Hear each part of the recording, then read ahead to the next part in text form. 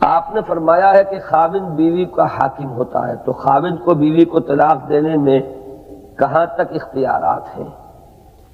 پورے اختیارات ہیں، کامل اختیارات ہیں، وہ جب چاہے طلاق دے سکتا ہے، یہ ہے قانونی پہلو اس کا۔ لیکن یہ ہے کہ اخلاقی پہلو یہ ہے کہ ناحق بلا سبب کسی عورت پر اگر وہ ظلم کرتا ہے تو اللہ تعالیٰ کے ہاں وہ جواب دہ ہوگا، اور اس کو حساب دینا پڑے گا۔ لیکن یہ اس کا اخلاقی پہلو ہے کہ اگر ناحق اس نے یہ معاملہ کیا ہے۔ ترغیب اسلام نے یہی دی ہے کہ حتی الامکان مزاج کی عدم موافقت بھی ہے تو کوشش کرو کہ نباہ ہو جائے۔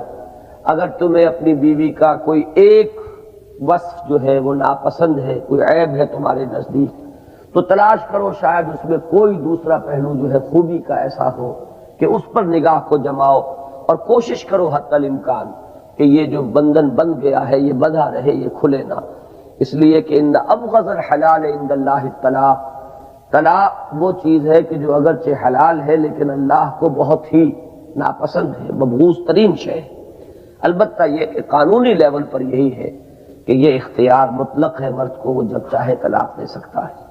اس کا ایک طریقہ ضرور پرسکرائب کیا گیا ہے کہ بہترین طریقہ جو ہے طلاق سنت کہ وہ ایک ایک طہر میں ایک ایک طلاق دی جائے، اور تیسری طلاق تک نوبت نہ لائی جائے، پہلی یا دوسری طلاق کے بعد چھوڑ دیا جائے معاملے کو، عدت پوری ہو جائے، طلاق واقع ہو جائے گی، اس کے بعد وہ عورت بھی کہیں نکاح کر سکتی ہے اور آپ بھی کہیں شادی کریں۔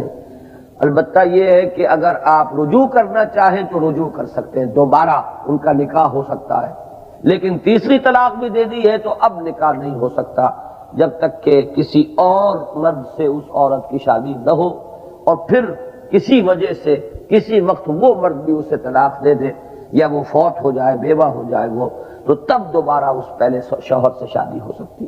یہ طریقہ ہے کہ جو صحیح ہے۔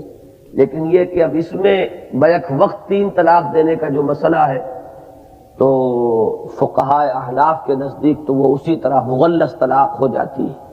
وہ گناہ گار ہوگا کہ اس نے اس غلط طریقے پر طلاق دی ہے، لیکن واقع ہو جائے گی طلاق اور وہ مغلظ ہوگی۔ لیکن اہل حدیث حضرات کے نزدیک یا بعض اور دوسرے فقہا کے نزدیک ایک وقت میں دی ہوئی طلاقیں جو ہے وہ ایک ہی شمار ہوں گی، اور اگر اس نے وقفے سے 3 طلاقیں دی ہیں تو پھر وہ طلاقیں مغلظ ہوں گی۔ بہرحال یہ ایک علیحدہ مسئلہ ہے۔